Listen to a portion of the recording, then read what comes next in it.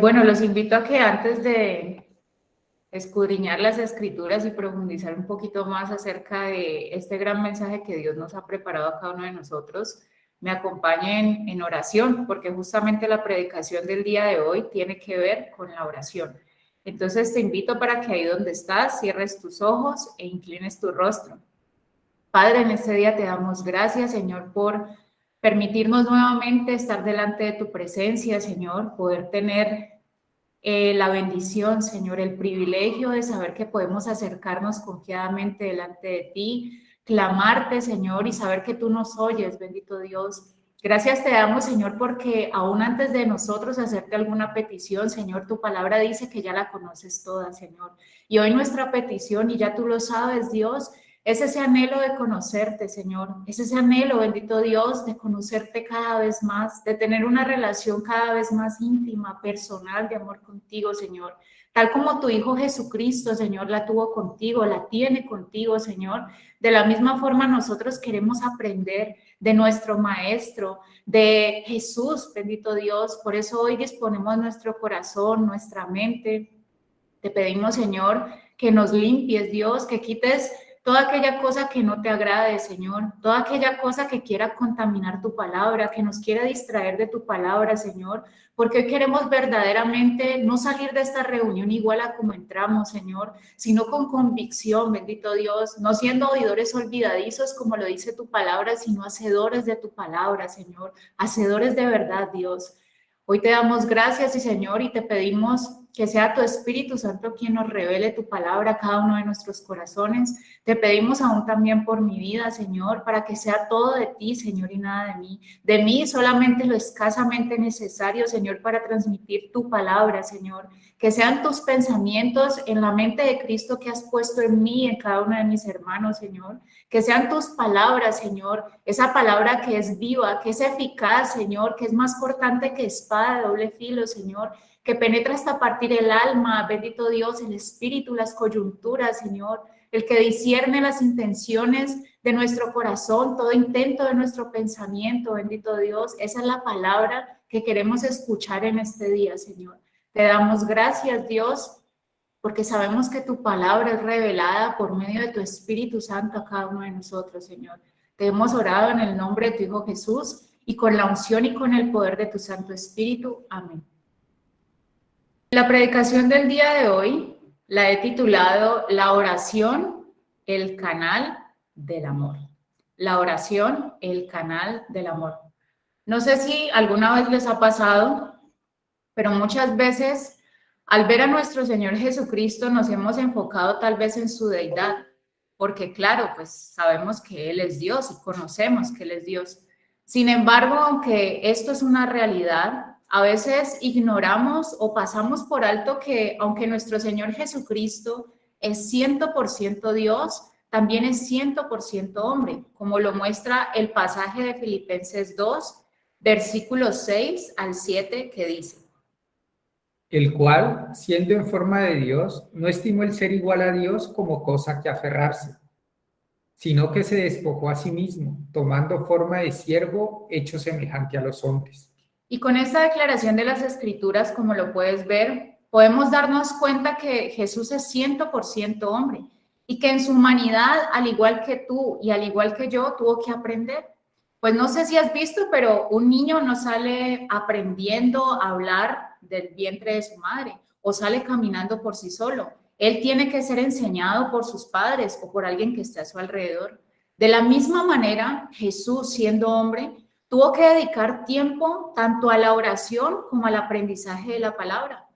Pues si observamos su niñez a lo largo de las escrituras, nos daremos cuenta que la palabra de Dios dice que no solamente Jesús crecía en estatura, sino que también crecía en sabiduría y gracia delante de Dios y delante de los hombres. Y eso lo puedes confirmar o lo puedes observar en Lucas 2, versículos 46, versículo 47 y versículo 52, que dice: Y aconteció que 3 días después le hallaron en el templo, sentado en medio de los doctores de la ley, oyéndoles y preguntándoles.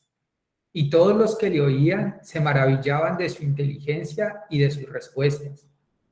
Y Jesús crecía en sabiduría y en estatura y en gracia para con Dios y los hombres.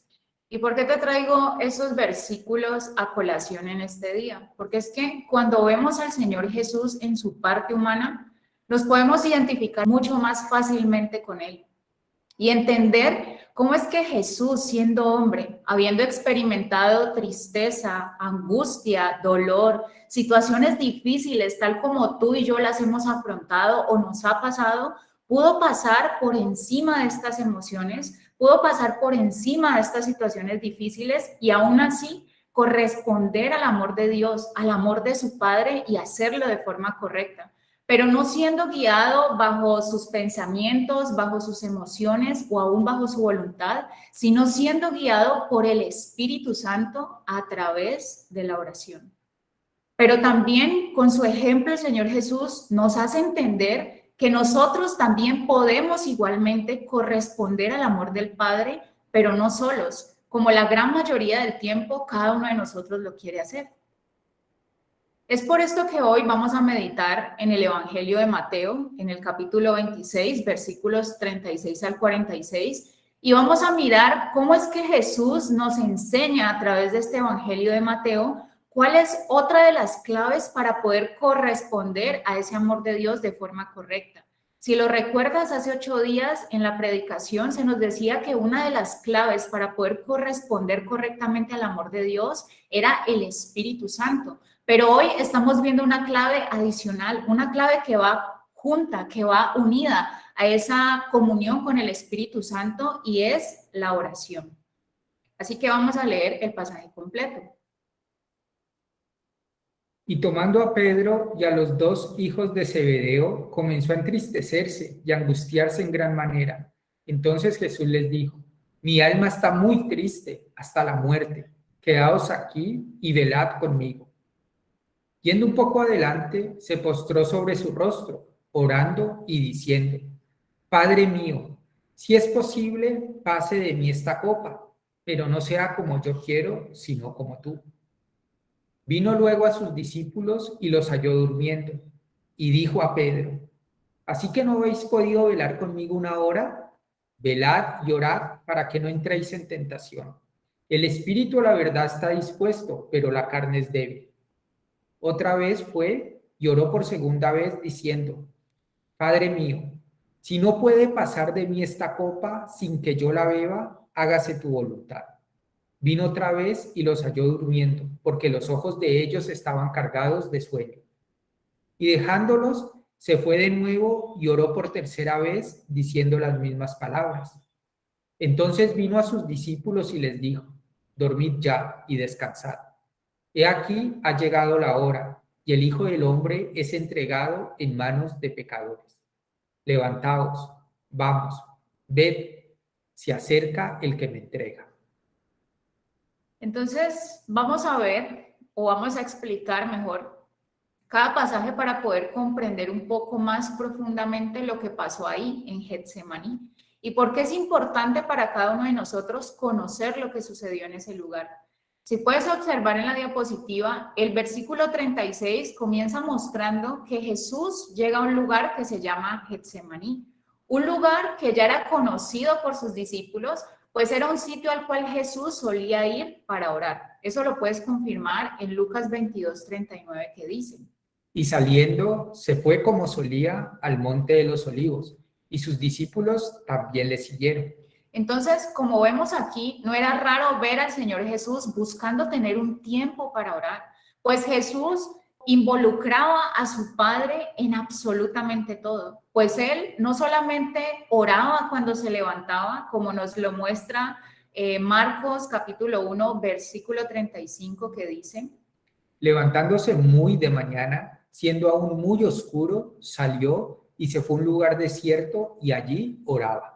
Pero también lo podías ver orar no solamente cuando se levantaba, sino aún antes de comer. Y eso también lo puedes confirmar en Lucas 22, versículo 19, que dice: Y tomó el pan y dio gracias, y lo partió y les dio diciendo: esto es mi cuerpo que por vosotros es dado, haced esto en memoria de mí.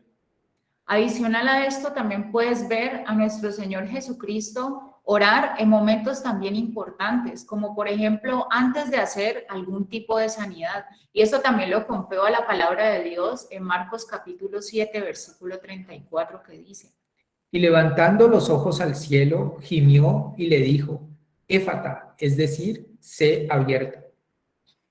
Cuando aquí vemos en este versículo la expresión de y levantando los ojos al cielo, significa en ese momento que Jesús estaba encomendando a su Padre lo que a continuación él realizaría, esa sanidad en este sordomudo, que es el caso del cual estamos leyendo en Marcos 7:34. Y así podrías escudriñar las escrituras y ver cómo el Señor Jesucristo oraba en todo momento. También lo puedes ver no solamente orándole al Padre cuando estaba solicitándole al Padre que le permitiera hacer una sanidad a alguna persona, sino aún después de que esa sanidad fuera permitida por el Padre. Y aún le puedes ver en el Evangelio de Mateo, que es el capítulo del cual estamos hablando y reflexionando, que horas antes de ir a la cruz, el Señor Jesús busca estar en oración con su Padre, porque él necesitaba tener un tiempo a solas con su Padre. Y en pocas palabras podemos ver y comprobar cómo es que nuestro Señor Jesucristo tenía una vida llena, completamente llena de oración. Pues él sí que cumplía lo que se nos dice en Primera de Tesalonicenses 5:17. Orad sin cesar. Él oraba sin cesar. Es decir, oraba el Señor Jesucristo sin desmayar, sin cansarse, lo hacía en todo tiempo.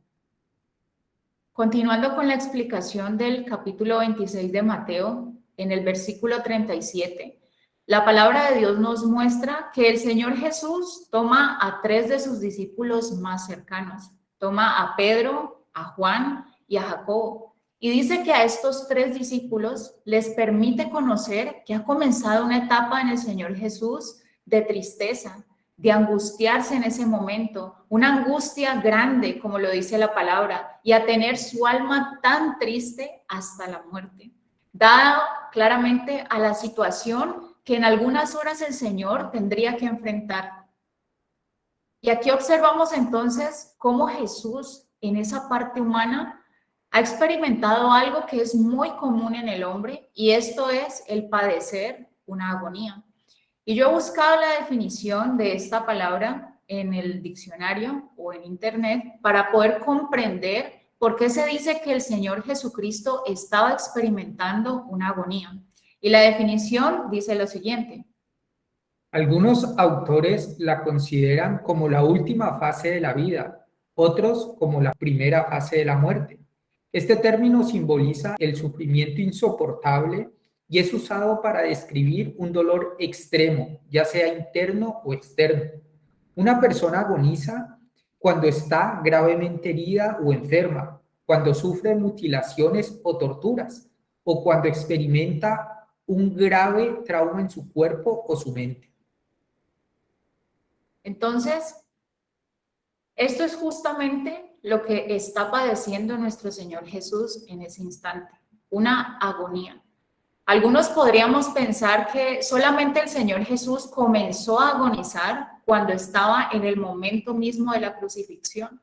Pero si te das cuenta al analizar el concepto que se da o la definición que se da del término agonía, te puedes dar cuenta que no solamente empezó su agonía en la crucifixión, sino horas antes. Y no solamente lo podemos ver en una definición, que podemos comprobar que el Señor Jesús estaba agonizando, sino que también Lucas 22:44 nos manifiesta que el Señor Jesús verdaderamente estaba padeciendo una agonía en ese momento. Y estando en agonía, oraba más intensamente, y era su sudor como grandes gotas de sangre que caían hasta la tierra. Como puedes ver entonces, o como podemos observar, nuestro Señor Jesús aquí está agonizando en ese momento. No por una herida física que tenga, porque hasta ese momento no había sido herido físicamente, sino por una herida que tenía en su alma, en sus pensamientos, en sus emociones, pues sabía que en pocos instantes aquella relación tan perfecta que el Señor Jesús había tenido con el Padre, de la cual nunca se había separado, nunca se había apartado, En instantes la tendría que empezar a afrontar, porque tomaría de nuestros pecados, aún sin él ser pecador, y los cargaría. Y en ese momento, entonces experimentaría lo que es tener por un instante una muerte espiritual, una separación, una ruptura en esa relación tan perfecta que tenía con su padre. Es por esto que en esos momentos de agonía decide buscar de sus amigos, como lo vimos en Mateo 26:38, y decide buscar de sus amigos porque son las personas a las cuales el Señor Jesús ama. Y cuando estamos en momentos difíciles, queremos buscar el apoyo de nuestros seres amados, de nuestros seres queridos. Queremos buscar un apoyo, no un apoyo de palabras, como el mismo Señor Jesús lo estaba buscando. Lo que él quería de sus discípulos no era que le dijeran, Señor Jesús, pobrecito de ti lo que tienes que enfrentar, te compadezco. Lo que verdaderamente el Señor Jesús buscaba de sus discípulos era un apoyo, pero un apoyo en oración. Y eso lo puedes ver en el mismo versículo 38, parte B, que dice: Quedaos aquí y velad conmigo. Esta era la oportunidad perfecta para que sus discípulos correspondieran a ese gran amor que decían tener al Señor Jesucristo. Porque si nosotros recordamos el pasaje, dice, aquel que me ama es aquel que guarda mis mandamientos, es decir, aquel que los obedece. Y en este momento Jesús les estaba diciendo o le estaba dando una orden a sus discípulos: velar y orar. Eso era lo que sus discípulos tenían que hacer. Y si ellos querían manifestarle su amor al Señor Jesús, pues lo que tenían que hacer era perfectamente velar y orar. El Señor Jesús ya les había enseñado a sus discípulos cómo orar. Y era el momento perfecto. Era el momento preciso para que ellos pudieran poner lo enseñado en práctica. ¿Y qué era lo que el Señor Jesús les había dicho en cuanto a la oración? ¿Cómo se tenía que hacer esta oración? Jesús lo revela en Mateo 6:5, parte A, y en el versículo 7, cuál era la forma correcta en la que sus discípulos, sus seguidores debían orar. Y los versículos dicen: Y cuando ores, no seas como los hipócritas, porque ellos aman el orar en pie en las sinagogas y en las esquinas de las calles para ser vistos de los hombres.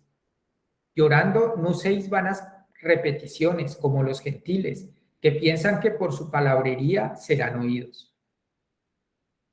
Entonces aquí vemos primero al Señor Jesús enseñándoles que es importante tener intimidad con Dios por medio de la oración. Y cuando se habla de intimidad, claramente una intimidad tú no la puedes tener ni en las plazas, ni en las calles, ni en un lugar público. Porque para tener intimidad no buscas un lugar ruidoso o que sea concurrido, sino un lugar que sea secreto, refiriéndonos con esta palabra secreto a un sitio en donde puedas estar totalmente solo, en donde te puedas expresar libremente sin necesidad de cohibirte, a ser escuchado tal vez por alguna persona que está a tu alrededor. Un sitio en el cual puedas derramar tu corazón totalmente sincero delante de Dios. Como dice Mateo 6:6, parte A, mas tú cuando ores, entra en tu aposento y cerrada la puerta, ora a tu Padre que está en secreto. Y no solamente les había enseñado la importancia de ir y buscar un lugar secreto para orar, pero también les había explicado que el hecho de orar no era hablar por hablar, sino siendo verdaderamente conscientes de lo que se estaba diciendo. Que cada palabra que surgiera o saliera de ellos fuera totalmente sincera, que tuvieran la libertad de confesar delante de Dios sus emociones, sus angustias, sus tristezas, tal como el Señor Jesucristo les estaba dejando ejemplo en ese momento y se los estaba demostrando.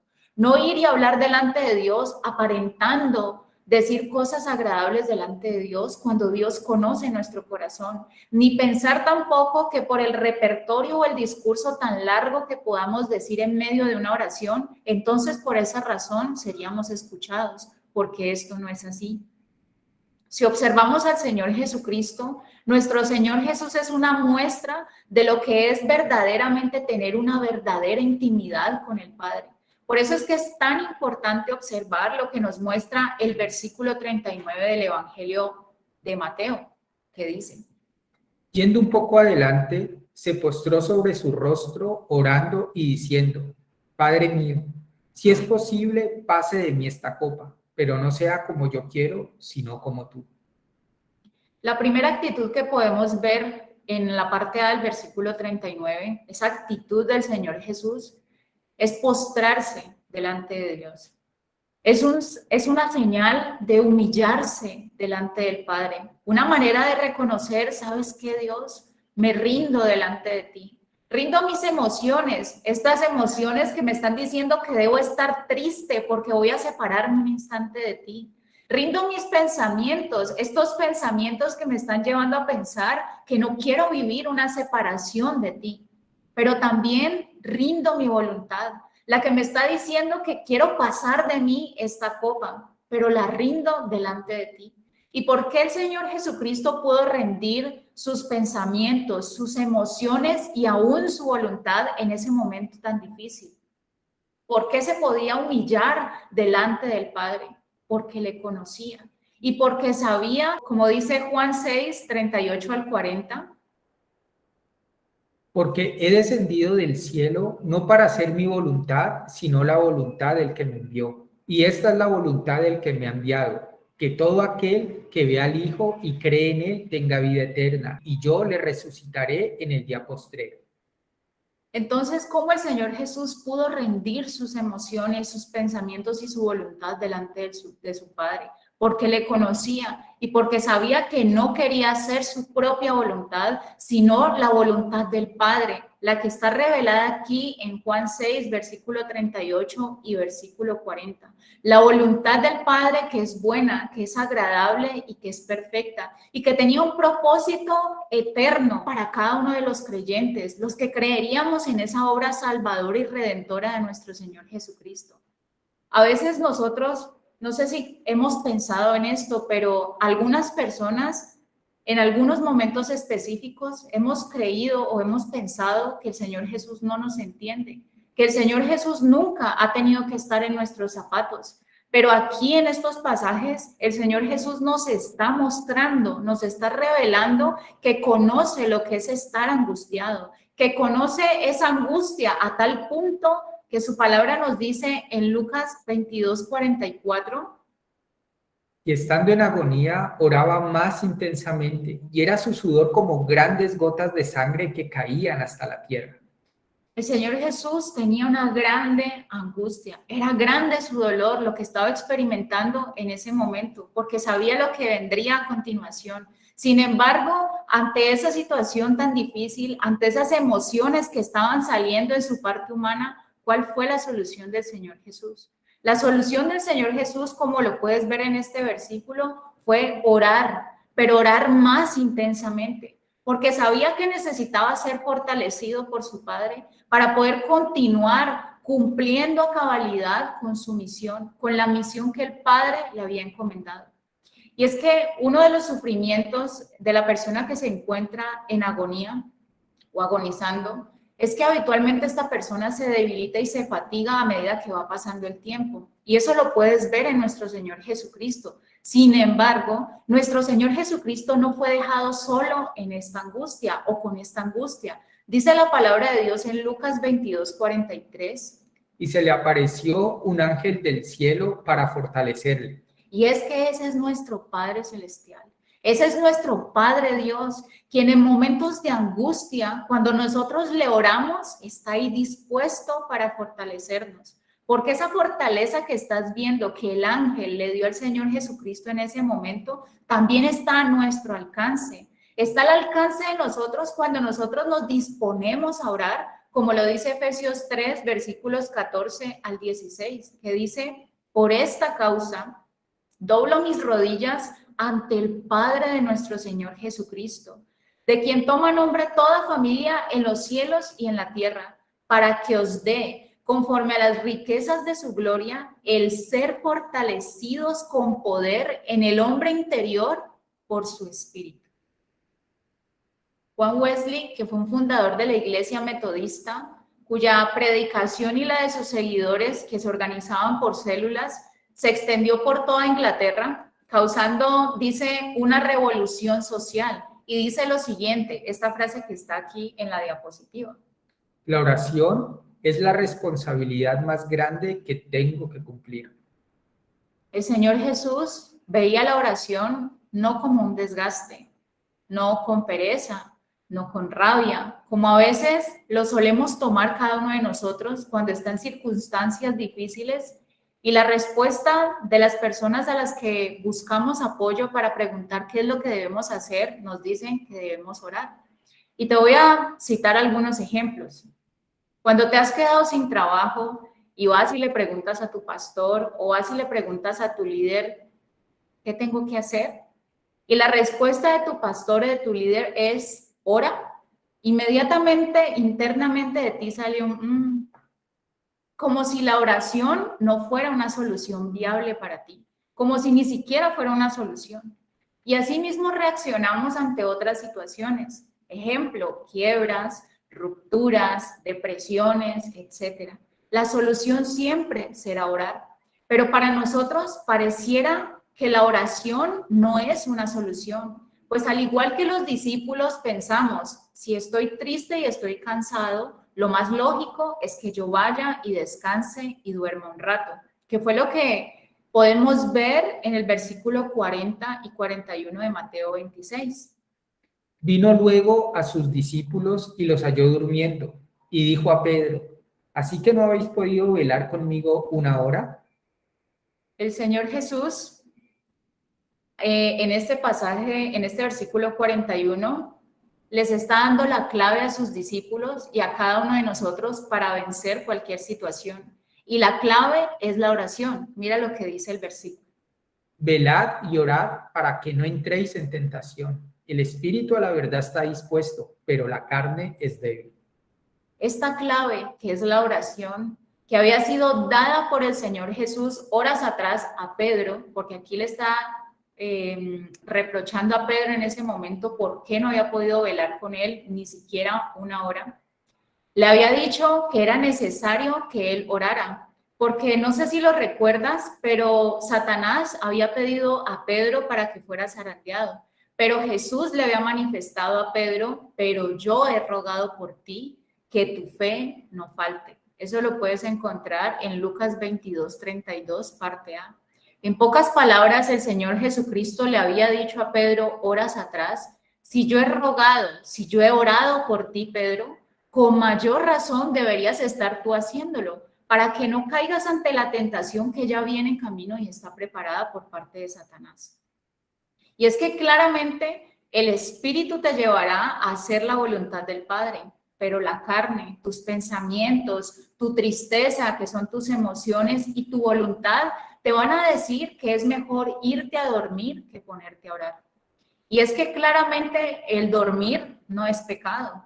Pero si nosotros reflexionamos, el hecho de que Pedro no hubiese orado antes hizo que él no pudiera enfrentar la tentación a la hora de negar al Señor Jesucristo. Pues puedes ver en Mateo 26, versículos 70 y 74, que no solamente Pedro negó a Jesús, sino que mintió, maldijo y juró en vano.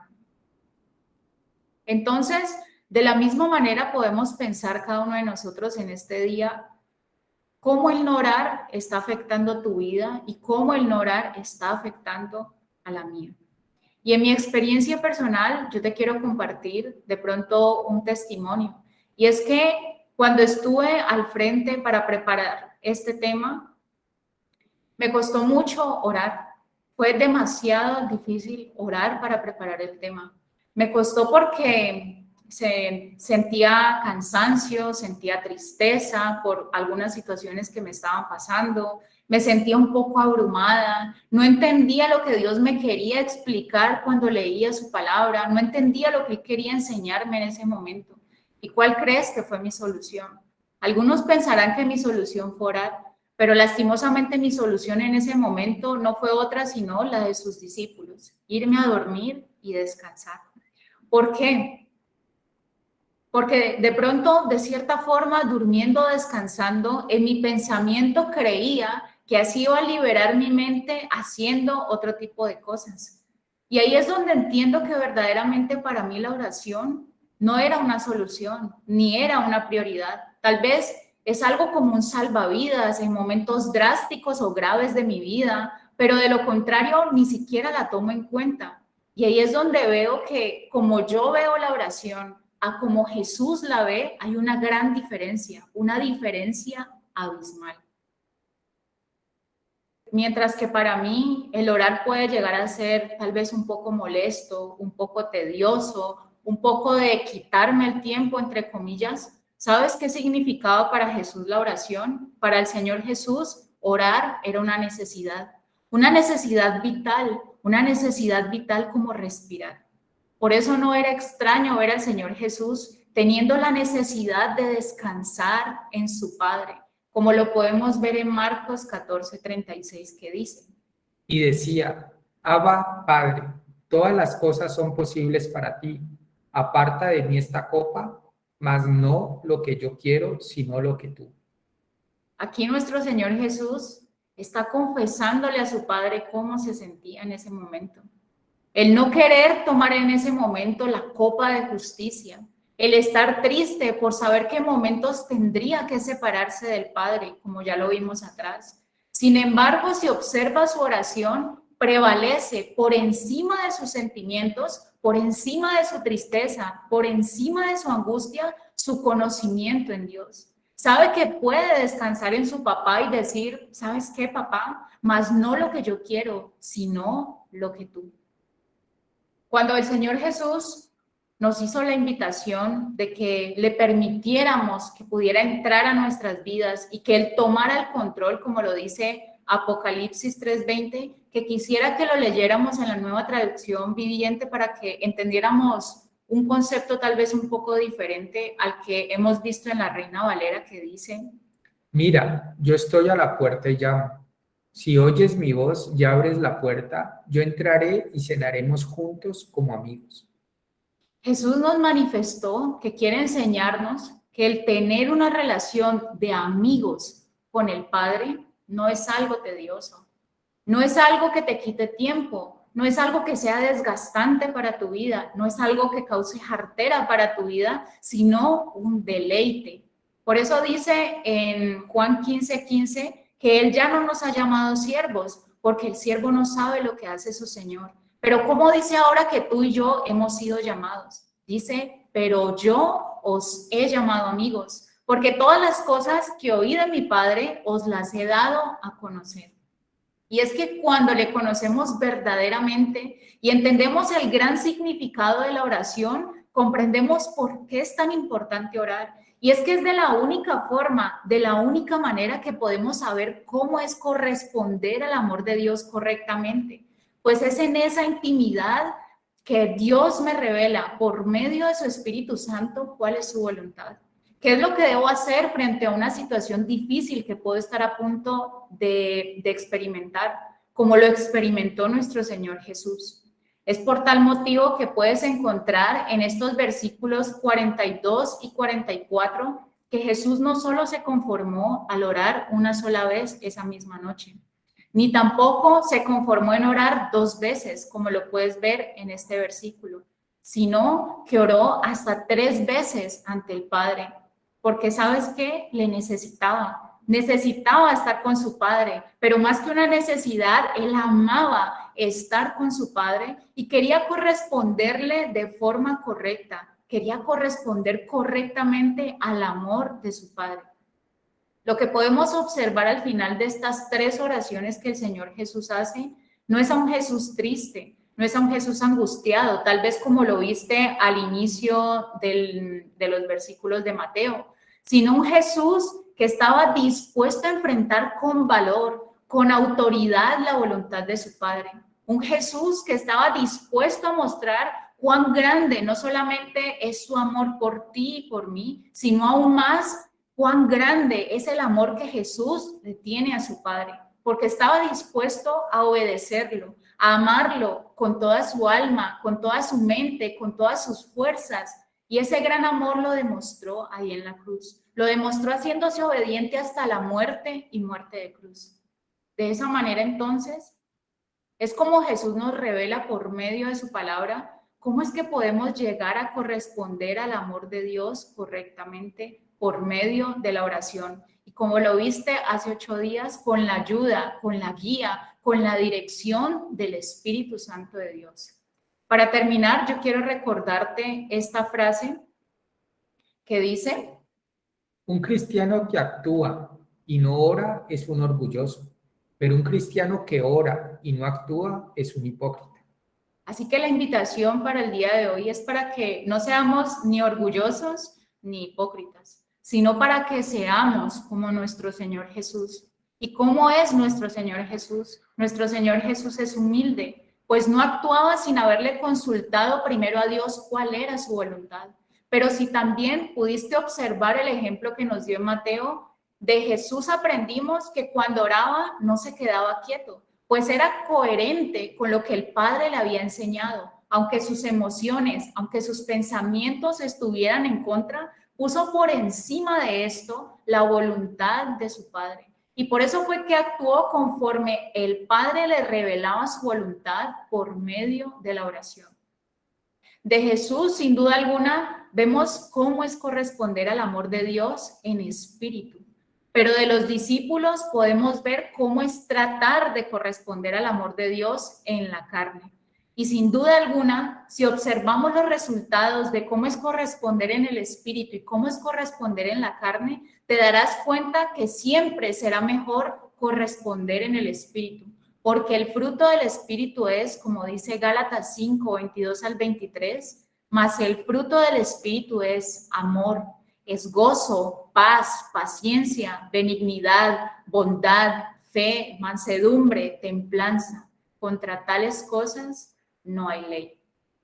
Así que, hermanos, vamos a orar para despedir este tiempo de predicación. Vamos a darle toda la gloria a Dios, vamos a orar como Él nos enseñó y vamos a darle gracias por habernos permitido conocer la importancia de la oración, ese canal de amor que Dios utiliza para revelarnos también su palabra, pero también que nos ha dejado disponibles para que nosotros podamos derramar nuestro corazón sincero delante de Él, confesarle nuestros pecados, pero también pedirle ayuda, orarle cuando estamos necesitados, cuando estamos angustiados o cuando estamos tristes, pero también aún cuando estamos gozosos y agradecerle por medio de la oración. Yo te invito entonces a que ahí donde estás cierres tus ojos y me acompañes en oración. Padre, en este día te damos gracias, Señor. Gracias, Dios, por enseñarnos una vez más tu palabra. Gracias, Dios, por habernos dejado, Señor, esta herramienta tan poderosa como lo es la oración, Señor. Gracias, Señor, porque por medio de ella podemos expresarte, Señor, cuán angustiados estamos, Señor. Pero también con ella, bendito Dios, podemos ser fortalecidos por medio de tu Espíritu Santo, Señor. Porque cuando oramos es tu Espíritu Santo quien trae a nuestra mente, Señor, todo lo que nos has enseñado en tu palabra, Señor, para que no salgamos tristes como tal vez iniciamos una oración, Dios, sino para que salgamos fortalecidos, recordando el ejemplo que tu Hijo Jesucristo nos dio, Señor, sabiendo que no tenemos un sumo sacerdote que no pueda compadecerse de nuestras debilidades, Señor, porque el Señor Jesucristo fue tentado en todo, Señor, pero Él no cometió pecado, Señor. Gracias te damos porque cuando vemos a tu Hijo Jesucristo, Señor, podemos identificarnos más fácilmente con Él, Señor, pero también podemos ver, Señor, que solamente no tenemos que quedarnos en la angustia, tristes y derrotados, Señor, sino saber, bendito Dios, que todo lo podemos en Cristo que nos fortalece. Como lo dice tu palabra, Señor, en el mundo tendríamos aflicciones, pero debíamos estar confiados, Señor, porque tú, Cristo Jesús, venciste al mundo. Y esa es nuestra esperanza, esa es nuestra fortaleza y por eso descansamos, Señor, porque tú, Cristo Jesús, venciste al mundo, Señor, porque todo lo podemos en Cristo Jesús que nos fortalece, Señor. Gracias te damos en este día, no solo por tu palabra, Señor. Queremos corresponder, Señor, a tu gran amor obedeciéndote, porque aquel que te ama es aquel que guarda tus mandamientos, es aquel que te obedece, Señor. Tú nos has pedido, Señor, nos has mandado, Señor, a que nosotros diezmemos y ofrendemos, Señor. Permítenos ser aún obedientes, oh Dios, en este diezmo, Señor. Tal vez, bendito Dios, tenemos tristeza a la hora de darte, Señor. Tal vez te damos con necesidad de que tú nos retribuyas, Señor, pero cámbianos esa forma de pensar, Señor. Cámbianos esa forma de sentir, Señor, porque tú no quieres que te demos ni por imposición, Señor, ni con tristeza, ni con necesidad, Señor, sino con alegría, bendito Dios, dándote, bendito Dios, en agradecimiento ese 10% de todo lo que tú nos has dado, Señor.